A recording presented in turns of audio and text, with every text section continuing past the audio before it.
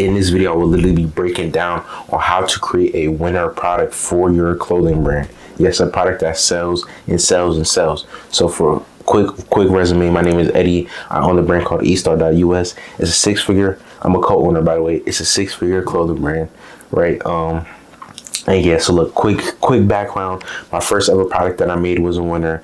After that, spin backed on that product, made sweatpants for it. It was a winner. Then just made t-shirts. It was a winner. Then just made these hoodies a winner. And everything else I'm about to just make is a winner. So look, yes, I've been making winner products since day one, nigga.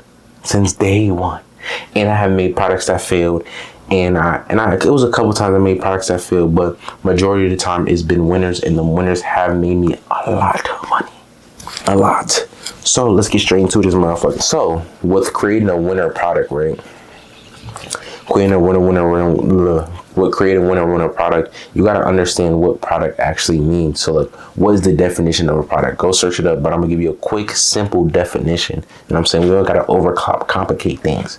A product is something people make or create to sell or use, right? So look, it's pretty simple, right? A product, like I got a product on right now. This table is a product. That monitor is a product. This camera is a product. That hanger rack is a product. LEDs product. Everything you got is a product. This house I'm in, product. So look, everything in the world is a product. So like when it comes to that, now I'm finna really break down, okay, what is a product? So look, it's this image that I found on the internet. Really breaks it down really genuinely. Like it breaks it down amazingly. And so in this clothing brand space, we usually think like, oh, a product is just the clothes, and the product is not just the clothes, right? The product is just not the clothes.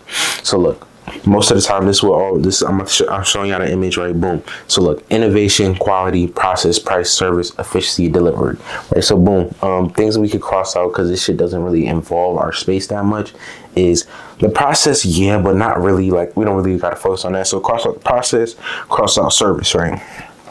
So now we just got price, quality, efficiency, delivery, and innovation, right? So look.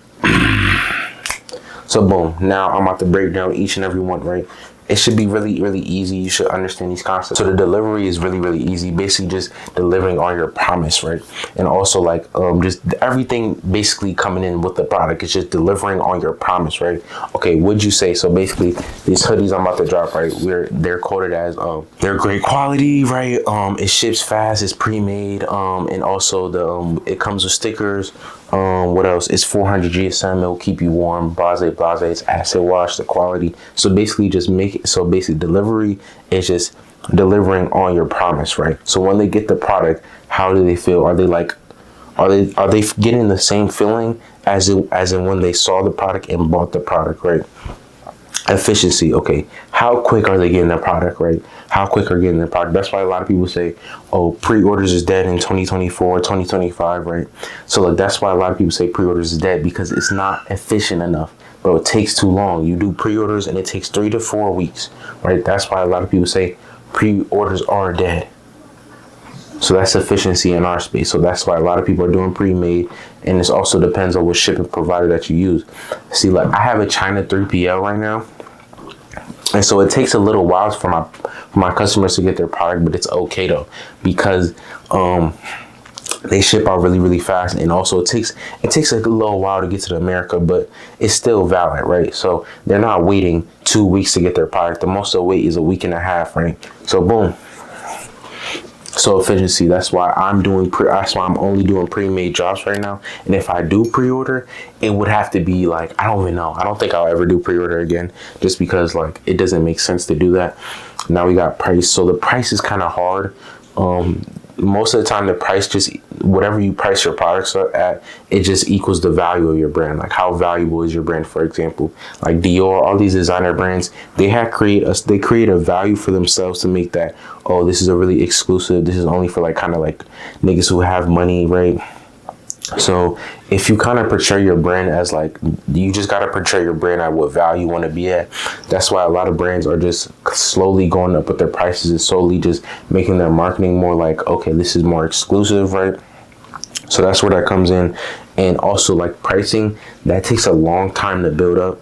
You can't just come out the gate just pricing fucking $500 for a t-shirt with just your logo on it. That takes years to build up. Like literally all the big brands, LV, Dior, Chanel, all these brands that cost a lot, it took them years to actually get to a point to where like, oh, this is some real lavish shit. Like, bro, these brands they were made like in the early 1900s. Like these brands been putting in that work. So if you think you could just create a streetwear brand and then charge $500 for a logo tee, I don't know, man. You gotta really build demand for that and just so many things. So look now, innovation, right? How different is your product from all the rest? So like innovation is super duper big in the clothing brand space.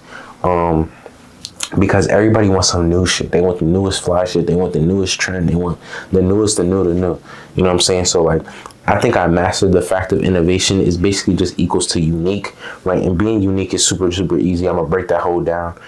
Being unique is so easy, right? I already broke that down in one of my last videos, but it's being unique. So now, then we got quality. Quality is easy. Just don't fuck with no Pakistan manufacturer. I think we done with Pakistan. I mean, y'all niggas can still work with Pakistan. And if you're doing like simple products, so where like you're doing a t-shirt with like a pleat embroidery, you want a nice little acid wash on that, I mean, yeah, you could do it with Pakistan. I just don't like I don't like them niggas. I have experienced bad shit when niggas just like, bro, niggas don't really have really good business skills either. Like, and it's really hard to find a really good one. Like, if you haven't been building a relationship since day one with these niggas, I wouldn't even do that. But yeah, so look, for quality, I'm going China, and basically almost China manufacturers got the same quality. But if you have struggling on like finding a manufacturer, I'm gonna make a whole remake of how to find a manufacturer, super duper easy. I think I never made a video like that. I think I never made a video, but yeah, I'm gonna make a video how to find a really good China manufacturer, because the one I got right now, I'm with her till I die. She's amazing. But yeah, hold on, hello, I had to make sure niggas could hear me. So boom, so how do I create a good product? You're asking, how do I create a good product? How do I create shit that niggas will want? For example, now I'm creating these art hoodies and niggas really want these products. Like, but how do I create demand for my products? Like, how do I create demand so I can sell it from my drop? How do I do it? So look, the first thing is just, you have to develop swag. I broke that down in one of my last videos, but develop some swag, develop an aesthetic, right? After that, so much market research. You need to do market research 24/7, so you catch up on the new trends as fast as possible, so you can actually be there before the new trends as fast as possible, and so you can be innovative with these new trends, right? So market research. So I break these down like all the time. So like, if for market research, create a burner Instagram account, right, or burner TikTok, and just follow a bunch of clothing brands and do market research for at least an hour to 2 hours a day. Y'all niggas already be on your phone 24/7. So literally just do market research while you're on that time. So mainly for your first ever product to really create a winner product, the mainly thing you're gonna do is you're gonna steal as an artist. It's this book or whatever, but it's basically just how you're gonna steal. So you're basically gonna steal a concept, right? But you're not gonna just steal it and then just use it for your brand, right? Don't do that corny shit. So I'm gonna break down how I made this hoodie right here. I'm literally gonna explain to y'all how I did it, like the secret, all this shit, or how I made this hoodie. I'm gonna break it down. So look, quick breakdown story of this hoodie. So this art hoodie, boom, it has gems over here, gems there, whoop de whoop, blase, with a nice art logo, right? And a nice acid wash on the hoodie. So look, boom, I created a pink and gray version, right? So it's this brand, I think it's called like I love mock art. I can't fucking remember, but it's that brand right here. I'm gonna show up a picture on the screen. This brand, boom. So this brand, this guy, he created his first ever product was a fucking winner. Money. Sometimes that happens where a nigga literally just creates his first product and it shits money, right? Shits money, the shit's guaranteed, right? Boom. He creates this product and I'm like, damn, this shit been trending. Niggas really been fucking with this product. It was a product, it was this hoodie, right? It was a gray hoodie with rhinestones across here. Rhinestones, I mean not rhinestones, but they're like drilled stones, right? Drilled stones are like little circles, so they're basically all over the hoodie as this layout, right? And I saw that, I was like, boom, I want to kind of create some shit like that, but don't want to bite off too much of the swag, right? So, right, this is what I did. So I was like, okay, how can I really intersect it? So I always had this in the back of my head, right? But I never really executed that. So it was a night where I really designed, right? And so when I was designing, I had came up with this concept. It was like this hoodie took 2 seconds to design because I already created the art shirt with it, right? But boom. So I created this whole, so I kind of created the same concept as him. So all I did was just take the same layout. So I did the same color, which was a gray hoodie with a nice acid wash, with a sun fade acid wash on the top, right? And then rhinestones on the cuffs of the sleeves, on the hood part, and at the bottom, right? I was like, okay, that's all I'm gonna do, right? Boom. After that, I had put the art logo on the hoodie, which was innovative. Like, this art logo, innovative as fuck. It's colorful as shit. It makes the hoodie pop as hell. And then I was like, I'm gonna put the stones around it.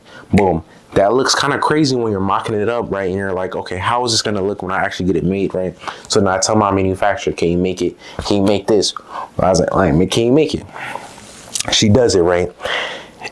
And I didn't tell her what. I just tell her, can you use drilled stones, right? And I didn't tell her which ones to use. I thought she was gonna use the same one as that nigga, right, who made that product. But she didn't. She put these ones that I gave her more like 3D effect, and the color off the stones popped way more. So when I saw it, I was like, this shit right here, pressure. So it wasn't even planned for me. I thought she was gonna use the same stones as this nigga, but there's different manufacturers, so like they don't all use the same shit. So like that's what made it so unique, is that it was different stones. And now I also made a pink colorway with it. And now it seems as like, okay, cool, he's not using the same stones, right? Also, people don't really like the chance of like somebody following his brand and somebody following my brand and being like, oh, this nigga, like the chances are really, really slim, right?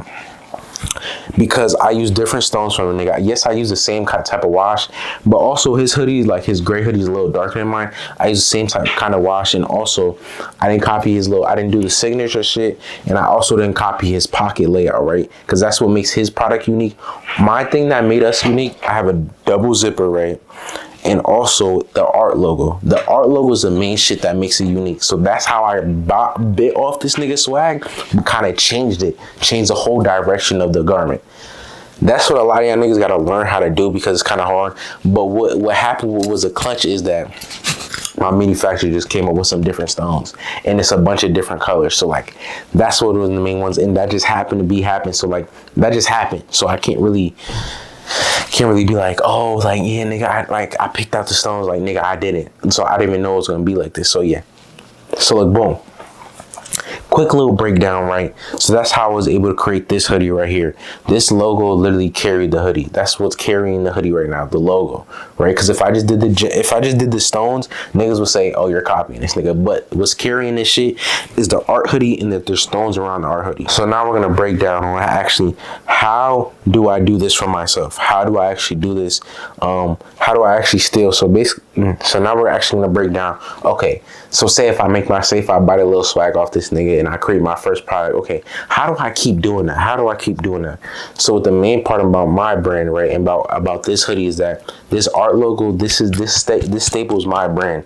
So now all you have to do is just keep building off that. So a lot of my pieces I'm about to drop is all based off this art shit, and it just becomes easier. Like once you have a concept of something like this, you can just keep building. That's what good like logos are for, because logos help you with just keep building and building and building. So about now, after your first couple of designs, it'll become 10 times easier, because then you could just build off it.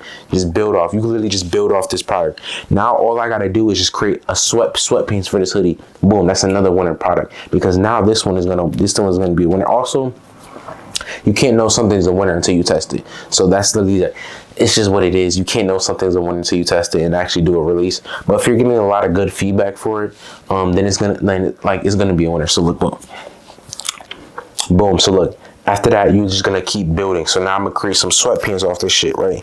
Create some sweatpants, boom. Then I can create some shorts out of this, boom. Now I can literally take this same concept, but then I'm gonna change it just a little bit. I'm gonna change certain things about it. I'm gonna change the pocket. I'm gonna change blah, blah, blah, right? Then after that, right, it just becomes easier, because then you could just keep building, right? You build off your recent product, and now all you got to do is just say if this is your logo for your brand. Now I could create a jersey concept for this, right? It won't be the same thing, but I could use the same logo, right, to create a jersey. Then boom, after that, you create a type of aesthetic for your brand, right? And say if your aesthetic is kind of like colors for me, like streetwear, well, now I'm gonna create a nice little colorful piece, and then now you just keep building and building off your brand, right? And then yes, not all your, fuck, bro. Nigga, what? Now I gotta turn the fan on because my camera just overheated. But now you're just gonna keep building and building off your own brand. So now you kind of have the confidence of like, okay, if I create this, this is gonna do good. So like now it becomes way easier for you to actually create winning products. Now you just keep building and building off your brand. And also during this whole time period, you're developing your design skills as well. So it's not like you're just sitting here, oh, like I just have to create, I just have to stick to like this type of thing, right? No, you're gonna keep building, you're just gonna keep building up your development of skills of designing, right? And just keep doing it, keep doing it, keep doing it, and then now boom, now you're creating just winning product after winning product. And yes, you're gonna create products that fail, and also you're gonna create products that don't do as good as your first ever winning product, or like whatever the case may be. But that's what collections are for, right? And I'm gonna break this quick thing down, right? You could create a product that you really, really love, right? But it doesn't sell as well. That's why people create collections, right? When you drop collections, it's a variety of products, right? And you can market a variety of products, so then when you're marketing, you can see, okay, which one is going to do the best. And so now you drop like 5 pieces, and only 2 out of the 5 pieces like really sell really well. Now, by the way, you're going to do like minimum bulk quantity for all these pieces, right? Whatever the case may be. So now these 2 pieces are going to be your best sellers, right? And so now your best sellers are going to make you the most money. So you just want to keep doing restocks off these best sellers nonstop. Restocks. And now these are just going to become items to like boost up your order value. So now these 3 other items are just going to be your products to just buy off your order value, right? And so now you're basically just gonna have these products just on the side for like people just to buy. So that could be like hats, glasses, all that weird shit. But yeah, that's basically it on how to create a winning product. You won't be creating a winning product all the time. Like every single product won't be just a winner product. Sometimes your product might not do as best. That's why things are like restocks and stuff like that. So you don't have to always create a winner product, but this just gives you a better chance of creating a winner product. So yeah, that's what this whole video is about. But yeah, I hope you enjoyed the video. Free Discord link in the bio. Finna catch y'all young boys later. You feel me? Deuces, you feel me?